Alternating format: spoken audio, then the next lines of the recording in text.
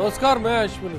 क्या दलित और अंबेडकर दोनों के जरिए राजनीति में पिछड़ी समझे जाने वाली जातियों को साधा जा सकता है? क्या कांग्रेस और बीजेपी में से कोई एक दल अंबेडकर के बताए रास्ते के करीब नजर आता है? और क्या अंबेडकर के रास्ते पर चलने का मतलब सिर्फ और सिर्फ दलित की बात करना ही होता है?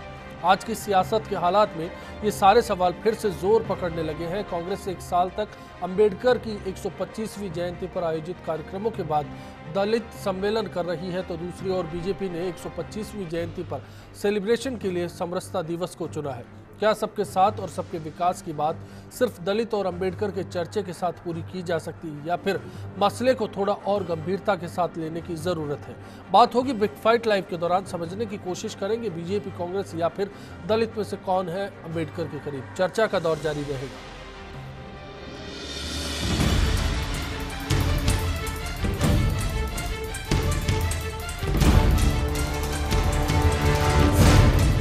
कि चाहे वो रोहित वेमुला की लड़ाई हो, चाहे वो डेल्टा की लड़ाई हो, ये सब लड़ाई आपकी लड़ाई है और हमारी लड़ाई है। एक साथ ही हम लड़ाई लड़ेंगे।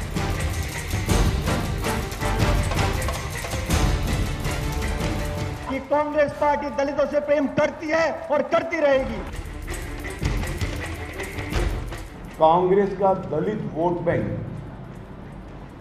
अब खिसक गया है कि आज दलित कांग्रेस के साथ ना होकर के भारतीय जनता पार्टी के साथ है।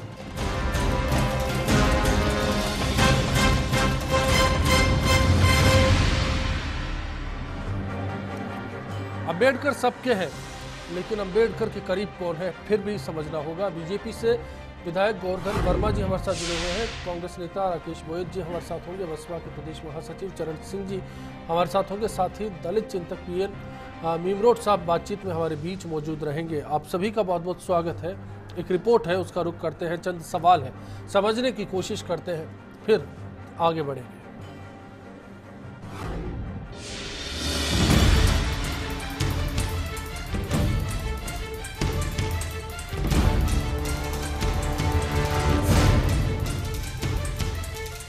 राहुल गांधी के राजस्थान के ताजा दौरे के बाद एक बार फिर दलित को लेकर सियासत का दौर तेज हो गया है।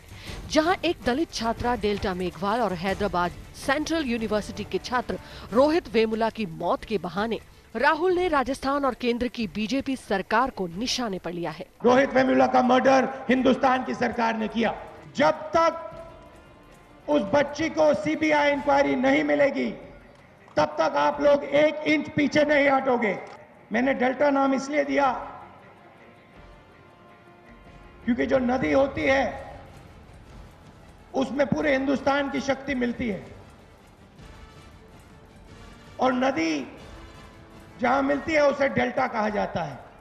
तो वहीं बीजेपी ने भी कांग्रेस के इस दलित कार्ड का जवाब देने के लिए 14 अप्रैल गुरुवार को प्रदेश भर में समरसता दिवस के रूप में अंबेडकर जयंती मनाने की तैयारी पूरी कर ली है। पर इस पर सियासत के बीच असली मुद्दा दलित है, जो पिछड़ा है और परेशान है। शिक्षा से लेकर आर्थिक हालात ही नहीं, बल्कि सामाजिक स्थितियों में रोज होते अपराध दलित को ऊपर उठने का मौका नहीं दे रहे हैं। ऐसे हालात में राजस्थान के डांगावास में हुए दलित परिवार के नरसंहार को भी नहीं छोड़ा जा सकता है।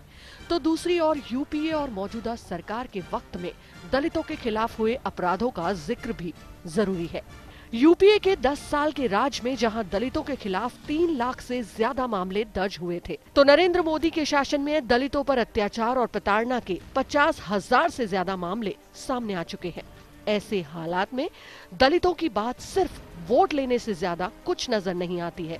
साल 2017 में उत्तर प्रदेश में चुनाव होने वाले हैं और इस बार मायावती का हाथी ज्यादा ताकतवर नजर आने लगा है।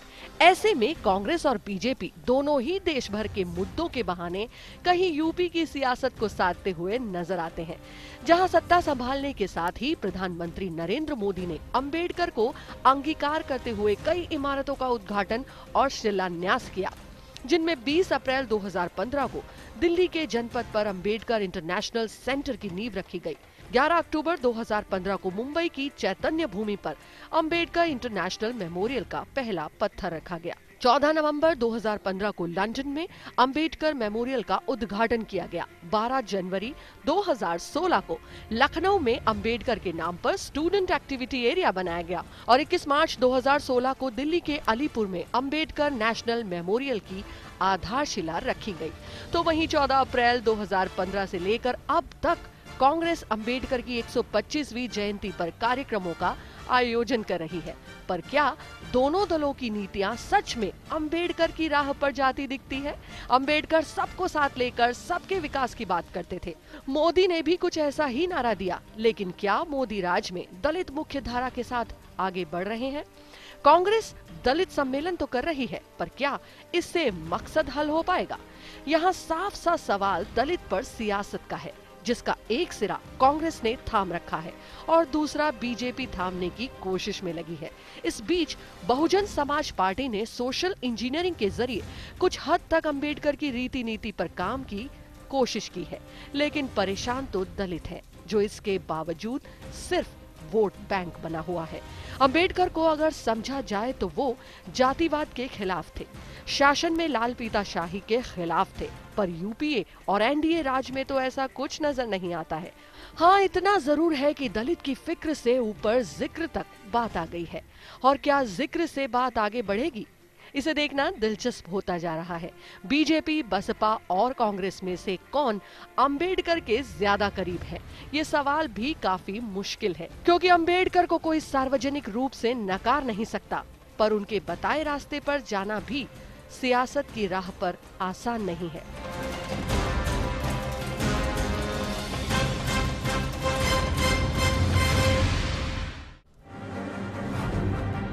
जाहिर है कई सवाल है, और एक सवाल हमारा आज आपसे है कि क्या सियासत में राजनीतिक दल अंबेडकर की राह पर चलने का दिखावा करते हैं? firstindianews.com हमारा वेब पेज है, इसके साथ साथ फेसबुक या फिर ट्विटर पर आप अपनी राय हम तक पहुंचा सकते हैं। प्रोग्राम के आखिर में दिखाएंगे इस मसले पर आप क्या सोचते हैं। इमरोड साहब, सबसे पहले आपका रुख करना चाहूंगा। मौजूदा हालात में एक तरफ अंबेडकर है और दूसरी ओर दलित, और दोनों को लेकर सियासत का दौर आप भी देख रहे हैं, समझ रहे हैं। मैं जानना चाहता हूं कि क्या लगता है कि कहीं पर सियासत दोनों मुद्दों के करीब है? बिल्कुल आप सही कह रहे हैं कि मैं समझता हूं कि जो दोनों दल हैं, ये दलितों को लुभाने के लिए ये सारे के सारा जो अम्बेडकर जयंती के अवसर पर ये आयोजन कर रहे हैं।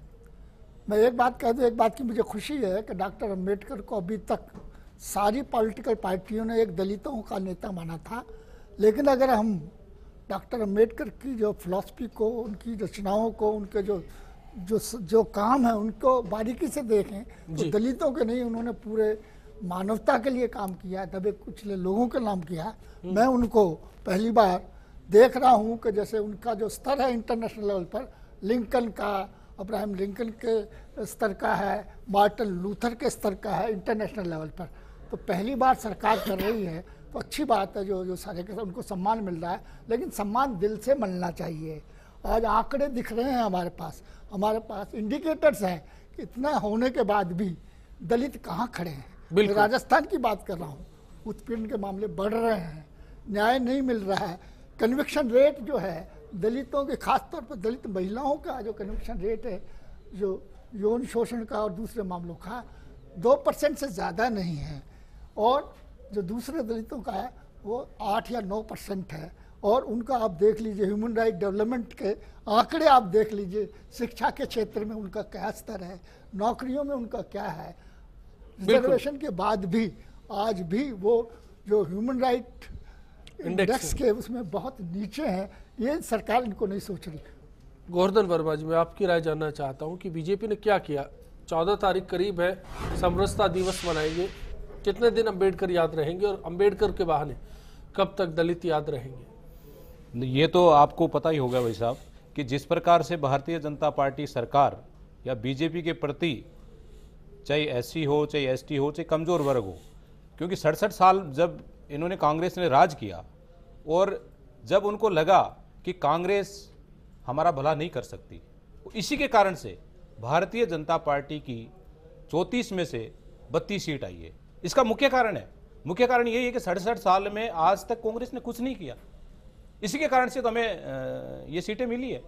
भारतीय जनता पार्टी समरसता दिवस, जिस प्रकार से कांग्रेस ने ये दलित सम्मेलन, क्या है दलित सम्मेलन, आज देश को आजाद हुए 67 साल हो गए, अभी भी दलित रहेंगे, क्या है? हम मना रहे हैं समरसता दिवस। भारतीय जनता पार्टी जो वर्ग कमजोर है, जो ऐसा है, जो गरीब है, उसको जोड़ने के लिए या उसके लिए काम करने के लिए हम क्या, हमारी क्या योजनाएं हैं, हम क्या कर रहे हैं, उनके लिए क्या कर सकते हैं, इस प्रकार का लेकर हम 14 अप्रैल को हम हमारा कार्यक्रम बाबा साहब अंबेडकर पीठ जो हमने बनाई है माननीय मुख्यमंत्री जी वसुंधरा जी के द्वारा, जो 2008 में उसकी स्थापना की गई थी, कांग्रेस ने 5 साल तक उसमें कुछ भी नहीं किया। राकेश जी, मैं आपकी राय जानना चाहूंगा, क्या गोवर्धन जी ने जो वजह बताई इसीलिए दलित सम्मेलन था, इसीलिए अंबेडकर को याद किया गया और इसी सिलसिले में 1 साल तक दलित सम्मेलन के जरिए अंबेडकर की जयंती मनाती रही कांग्रेस?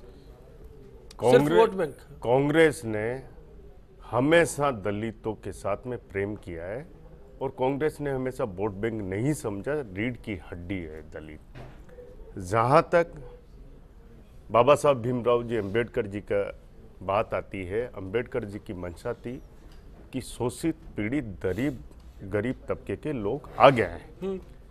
उनकी मंशा को यदि इस राष्ट्र में किसी ने आगे बढ़ाया है तो है स्वर्गीय राजीव जी गांधी। 73वें 74वें संविधान संशोधन बिल लाकर रानी और मेथरानी का जो अंतर समाप्त किया है वो किया है स्वर्गीय राजीव जी ने। आज एक सफाई कर्मचारी का बेटा भी जिला प्रमुख बन सकता है, प्रधान बन सकता है, महापौर बन सकता है। ये देन दिए 73वें संविधान 74वें संविधान संशोधन के माध्यम से स्वर्गीय राजीव। और जहां तक माननीय विधायक महोदय कह रहे हैं, 34 विधायक हैं, एक कैबिनेट मंत्री के योग्य नहीं है, ये सोच है। आपको क्या लग रहा है? एक कैबिनेट मंत्री के योग्य नहीं है। कैबिनेट मंत्री नहीं होता क्या? हमने माननीय कैलाश जी मेघवाल साहब को इसलिए उनको कैबिनेट का दर्जा नहीं है, हमने उनको आगे किया है ना, हमने तो उनका साथ दिया है, तो वो हमारी पार्टी से है, लड़के तो हमारी पार्टी से है, कैबिनेट नहीं है। वो आज इस राजस्थान के शीर्ष पद पर बैठे हुए हैं, जो एक संवैधानिक पद है, आपको पता होना चाहिए। विधानसभा अध्यक्ष, मैं आता हूं, बिल्कुल सर, आ रहा हूं, मैं समझने की कोशिश कर रहा हूं कि कौन किस तरह से अंबेडकर साहब के करीब समझा जा रहा है। बसपा से चरण सिंह जी है, मैं उनका भी रुख करना चाहूंगा। चरण जी, मैं आपसे जानना चाहता हूं कि मौजूदा हालात में क्या स्थिति है और बसपा क्योंकि कहीं सक्रिय नजर नहीं आती, इतने मामले आए दलितों के प्रताड़ना से जुड़े हुए राजस्थान में, लेकिन कोई दल कहीं भी सक्रिय नजर नहीं आया। सर, हमने अभी डागाबाज हत्याकांड को लेकर सम्माननीय राज्यपाल जी को ज्ञापन दिया था और हम खुद वहाँ गए थे। वहाँ के सिटिंग एमएलए जो भी मेघवाल थे और हमारे विधानसभा के अध्यक्ष हैं वो भी मेघवाल समाज से हैं, लेकिन सर उनके हमारे समाज के ऊपर बीजेपी हो चाहे कांग्रेस हो, आज़ादी के 68 साल तक इस समाज को ना तो न्याय मिला है और ना हमें लगता है मिलेगा। ये बड़ा दुर्भाग्य है हमारा, ये बड़ा दुर्भाग्य है कि दोनों पार्टियों के हमारा दलित वोट देता रहा, फिर भी बाबा साहब आज इनको याद आ रहा है, आज बाबा साहब अंबेडकर इनको याद आ रहा है कि कैसे ना कैसे इस वोट को जो बसपा अपनी ताकत बनाने में लगी हुई है, चाहे हमारा 3 विधायक हैं आज, तो मेरा कहने का मतलब है ये दोनों पार्टियां नहीं चाहती हैं कि दलित का उत्थान हो और हमें तो राजस्थान में अभी मौका नहीं मिला है। मैं यही समझने की कोशिश कर रहा हूं चरण सिंह जी, ब्रेक का कॉल है, लेकिन ब्रेक पर जाने से पहले एक बात तो समझ में आ गई, सब घटना का जिक्र करते हैं। मैंने पूछा दलित के लिए क्या किया, हर किसी ने एक घटना का जिक्र किया। छोटा सा ब्रेक, मिमरोड साहब आपसे वापसी होगी।